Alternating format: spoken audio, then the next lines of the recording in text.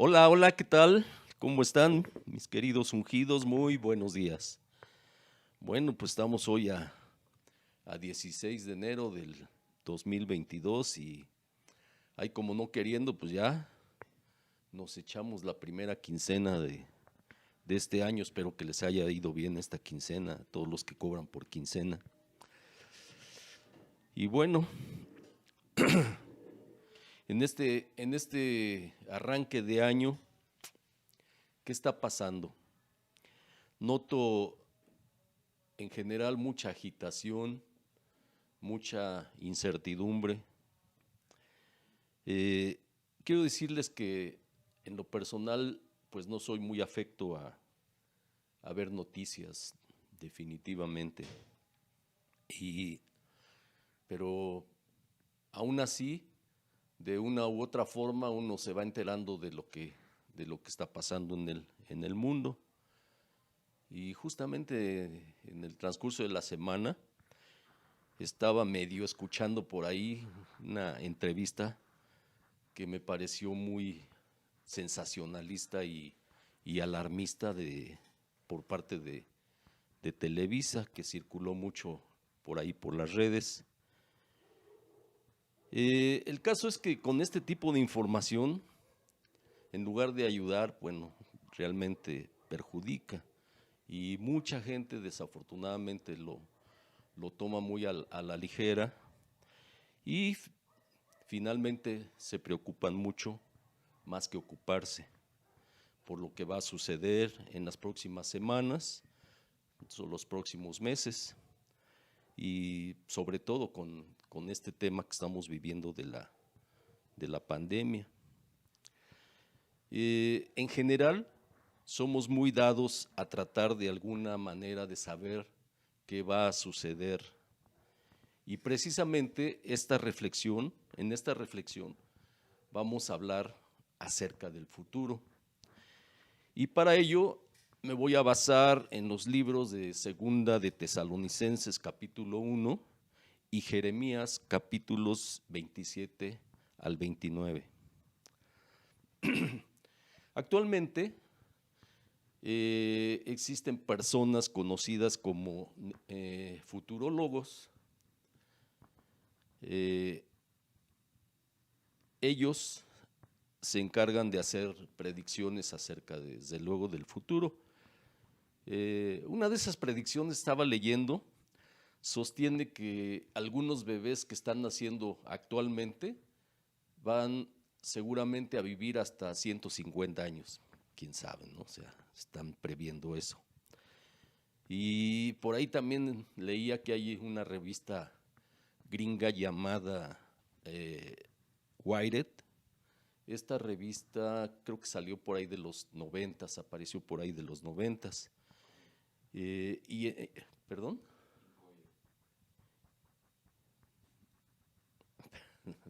me distrajeron, perdón. Y decía que esta revista apareció por ahí de los 90 y, y en ese entonces esta revista básicamente se encarga de tecnología y todo eso y se encarga de decir o tratar de predecir qué va a suceder a futuro. Y hace algunos años predijo que para el año 2020, justamente lo que estamos viviendo, las comidas iban a ser como parches. Anteriormente pues ya existían los parches de nicotina y que la gente se iba a alimentar a base de parches. No sé si eso realmente esté sucediendo. Y también predecían que iba a haber un nuevo sistema monetario con el cual se iba incluso a pagar a nivel de hacer compras en el espacio. Bueno, esto de la nueva moneda, eso sí, pues creo que sí se cumplió porque existe lo que es el Bitcoin. En fin, algunas personas buscan a los futurólogos porque quieren saber qué va a suceder en el futuro y otras van más allá. Algunas son muy adictas a leer los horóscopos porque quieren saber supuestamente qué les depara el futuro. Y en palabras de la versión, el mensaje, como les digo que leo esa versión de la Biblia, Jeremías advierte en el capítulo, en algunos de los pasajes que vamos a ver hoy, en el capítulo 27, versículo 9, dice: no escuchen ni por un minuto a los espiritistas y los adivinos que afirman que conocen el futuro. Pero quiero decirles algo: Dios es el único que verdaderamente conoce el futuro, pues Él es el que tiene en sus manos el pasado, el presente y el futuro. Gran parte de ese futuro está oculto a nuestros ojos, pero hay ciertas cosas acerca de ese futuro que Dios nos cuenta a través de su palabra. Y hoy vamos a ver 2 ejemplos solamente. Tesalonicenses capítulo 1, versículos 1 al 12, nos dice, por ejemplo, que tu futuro está asegurado. Nos habla en general de que Jesús va a regresar. Su segunda venida es lo más importante que hay que saber acerca del futuro. Esto es algo que cambia todo acerca de cómo tenemos que vivir nuestra vida en este momento, ¿sí? E infunde esperanza de lo que vendrá a futuro. Definitivamente nadie sabe exactamente cuándo va a ocurrir esa venida de Cristo, esa segunda venida de Cristo. Pero por eso es importante que vivamos cada día como si Él fuera a venir mañana, haciendo aquello que Él querría que estuviésemos llevando a cabo. En esta carta de segunda de Tesalonicenses, Pablo le dice a los tesalonicenses que en el futuro Dios pondrá las cosas en su sitio, y dicen los versículos 6 y 7 en la versión El Mensaje. La justicia está de camino. Cuando Jesús regrese, ejecutará un juicio que será perfectamente justo. Esto sucederá cuando el Señor Jesús se manifieste desde el cielo entre llamas de fuego con sus poderosos ángeles. Dios desea que toda la gente se arrepienta y llegue al conocimiento de la verdad. Como dice 1 de Timoteo 2, versículo 4, pero advierte de que les llegará el juicio a aquellos que persisten en rechazar el conocimiento de Dios a lo largo de su vida y que no obedecen el evangelio que predicó nuestro Señor Jesús. Este era el caso de todos aquellos que perseguían a los tesalonicenses, quienes definitivamente se iban a perder la oportunidad de tener una vida eterna por perseguir a los que seguían a Jesús. Este libro de Tesalonicenses básicamente nos habla Pablo de que los tesalonicenses eran una iglesia ejemplar, pero que eran sumamente perseguidos. Lo opuesto a la vida eterna, como dice el versículo 9, es la destrucción y ser echado lejos de la presencia del Señor. Aquellos que conocen a Dios y obedecen el evangelio experimentarán su presencia y su majestad hasta la eternidad. Dice el versículo 10, el día en que venga para ser glorificado por medio de sus santos y admirado por todos los que hayan creído. Pablo dice que esto incluye obviamente a los Tesalonicenses. Dice Pablo, porque creyeron el testimonio que les dimos. Por tanto, su futuro a largo plazo está totalmente asegurado.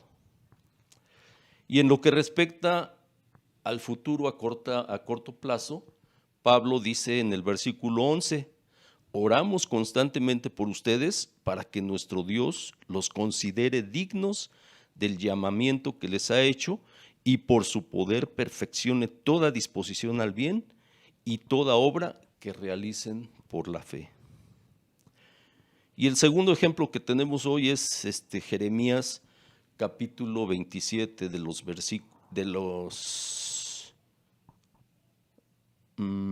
versículos 29 al 23. Dice, profetiza que nuestro futuro está lleno de esperanzas. Jeremías es un libro muy interesante. En general habla de un profeta que expresaba todo lo que Dios le comunicaba para decirle al pueblo, pero como todo eran malas noticias, bueno, pues Jeremías no era un profeta muy querido, definitivamente. Él sufrió mucha persecución.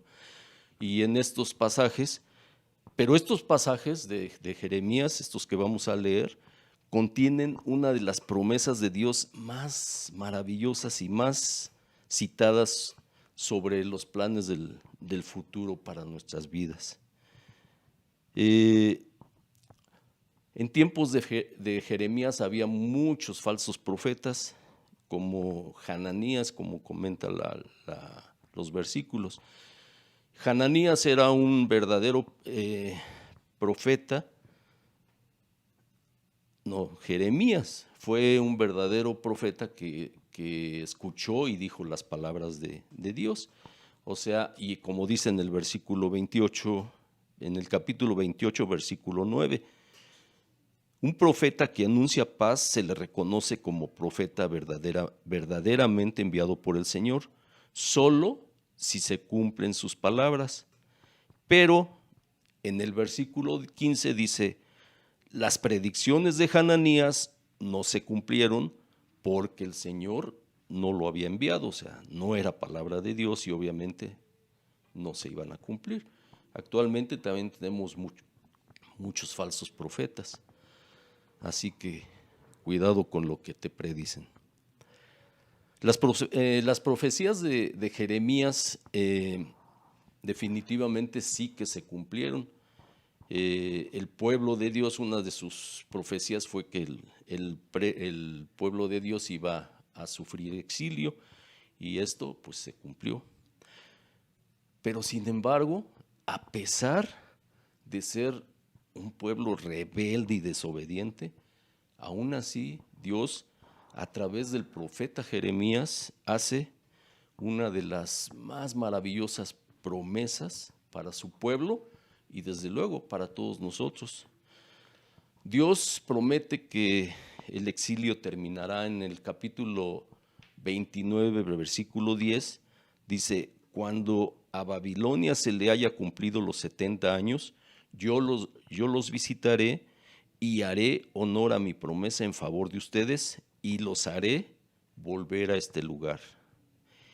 Este es el contexto de la maravillosa promesa que les voy a decir a continuación, y esto lo dice en los versículos 11 al 14.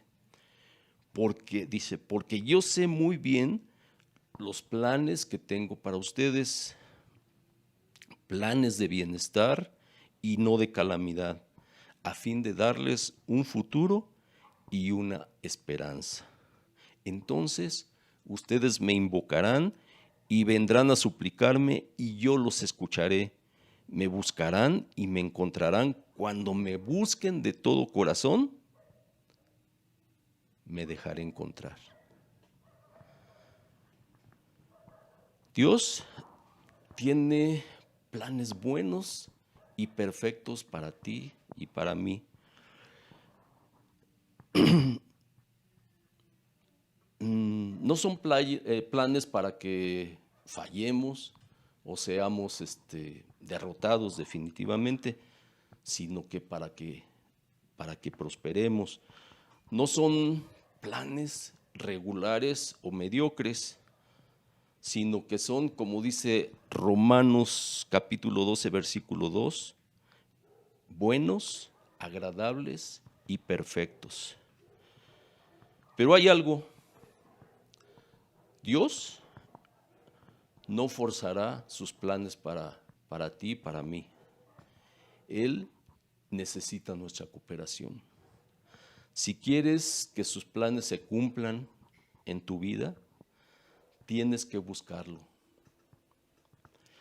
Su promesa es que si así lo haces, Dios te encontrará.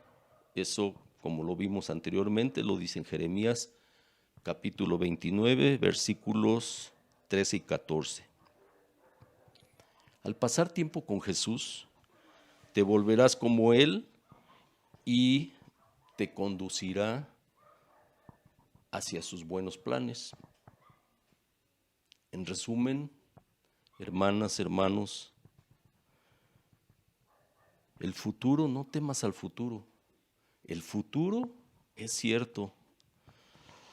No debe haber incertidumbre, porque sabemos que Dios no es hombre para mentir, ni hijo de hombre para arrepentirse.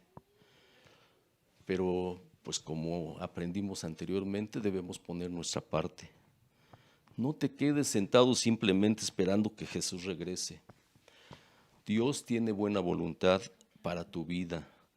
Él te ha llamado poniendo ideas en tu corazón y trabaja en ti, tanto en el deseo como en la acción, para que actúes de acuerdo a su buena voluntad. Y es bueno saber que si buscamos a Dios con todo nuestro corazón, Él promete, fíjate, Él nos promete y nos dice, me dejaré encontrar. Estoy sumamente impaciente por saber qué va a suceder cuando lo encontremos. Vamos a orar. Señor, gracias, Padre, porque como oraba Mariela el viernes, tienes un camino de libertad para mí y porque en los momentos de dificultad puedo volverme a ti. Ayúdame, Señor, a correr por el camino de tus mandamientos. Padre, muchísimas gracias porque mi futuro a largo plazo está asegurado. Mi deseo es sacar el mayor partido de mi vida aquí y ahora, a crecer en fe y en amor. Señor, hoy quiero buscarte con todo mi corazón. Gracias porque tienes grandes planes para mí. Señor, ayúdanos a caminar por tus sendas y cumplir ese propósito que tienes para cada uno de nosotros. Gracias, Señor.